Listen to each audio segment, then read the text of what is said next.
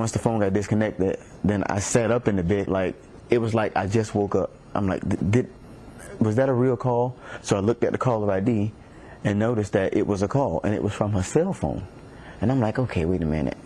How can she call me from on the plane from a cell phone? Because cell phones don't work on the plane. That's what I'm thinking. Okay, let's unpack this. Do it. For most of us, using a phone is just, automatic. Pick it up, dial, talk. Right, we don't think about the how. But maybe we can quickly talk about how those calls actually connected back then. Because the mechanics, especially for ground networks, that's really where this whole puzzle starts. Absolutely. It's fascinating, actually. The core idea, even in 2001, was totally built around movement on the ground. Yeah, okay. Your phone, it sends out a pretty weak signal, looking for the nearest cell tower. The system knows where you are, roughly, and how strong that signal is. It follows you. Yeah, exactly. As you move, say walking or driving, the connection gets handed over totally seamlessly from one tower to the next. It's this constant invisible handover. So your call doesn't drop. Right. You don't notice a thing. Keeps the conversation going. Okay, makes sense. But the crucial point here is that the whole system, the tower placement, the signal direction, the handover timing it was all calculated and designed for ground level stuff. Yeah. People walking, biking, maybe driving a car. Not planes. Definitely not planes. Think about those towers. They're mostly sending signals sort of downwards and outwards, covering specific zones on the ground. Right, like blankets over the landscape? Kind of, yeah. Optimized for users within those ground level cells. Okay, so if it's that finely tuned for the ground, what happens when you throw a plane into the mix? High altitude, high speed. That must mess things up, right? Oh, completely. It's not just different. Well, for the mobile tech back then, it really presented impossible conditions. Impossible. How so? Two main things. First, altitude. We're not just talking high up. A plane is kilometers above the ground, way above the optimal range of these ground-focused towers. So you're flying over the main signal? Pretty much, yeah, or through the very weak fringes of it, way up high. You're just not where the signal expects you to be, fundamentally. Okay, altitude is one. What was the other? Speed.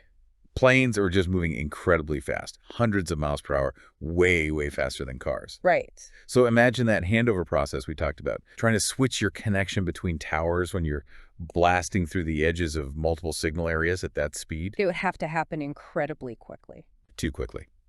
The 2001 network technology, it just couldn't process those handovers effectively. It couldn't track the phone or switch the connection fast enough between towers that were also far apart from the plane's perspective. So even if you connected for a second. Maintaining that call. Virtually impossible with the tech they had. The system just wasn't built for that kind of speed and altitude combination. Okay. That seems pretty clear from a technical standpoint. Yet, as we mentioned, the official narrative does include these accounts of passengers making mobile calls. That's the conflict. Popular Mechanics magazine, for instance, apparently stated it was possible. Our sources note that, anyway. But they also imply there wasn't much solid backup for that claim provided. Right. It was stated, but the how wasn't really detailed, especially against the known tech limits. It really makes you pause, doesn't it? If the tech hurdles were that high, how did those stories become so widely accepted? And that's where the hard data comes in, from the black boxes. Ah, the flight recorders. Exactly. They tell us the precise time, altitude, and speed for each plane, second by second. And what does that data show? Well, spoiler alert, it confirms the planes were flying way too high and way too fast for mobile calls to work reliably, if at all, in 2001. So the flight data backs up the technical limitations you described. It does. The conditions recorded are squarely in that impossible for mobile traffic zone we talked about. Okay. But maybe the most striking piece of evidence is that Japanese TV experiment. Right, the real-world test. Tell us about that. Well, they wanted to check these claims directly, so they actually took, I think, 3 different brands of mobile phones from that era up in an aircraft. And tried to make calls. Exactly. They flew at various altitudes to see when or if calls were possible. And the result? Their conclusion was pretty definitive. Mobile phone calls using the tech of the day just weren't possible above about 3 kilometers in altitude. 3 kilometers, that's what, roughly 10,000 feet? Around that, yeah. And the hijacked planes were often flying much higher than that, especially earlier in the flights. So this wasn't just theory, they actually tested it, hands-on. a practical demonstration. And it directly contradicts the idea that you could just pick up a regular mobile phone at cruising altitude in 2001 and make a call. It really anchors that technical reality. So what we've really laid out today is this deep tension, isn't it, between the accounts we heard, the official narrative bits, and then the physics and the tested limits of the technology back then. Yeah, the reported stories versus the technical facts and the experimental proof.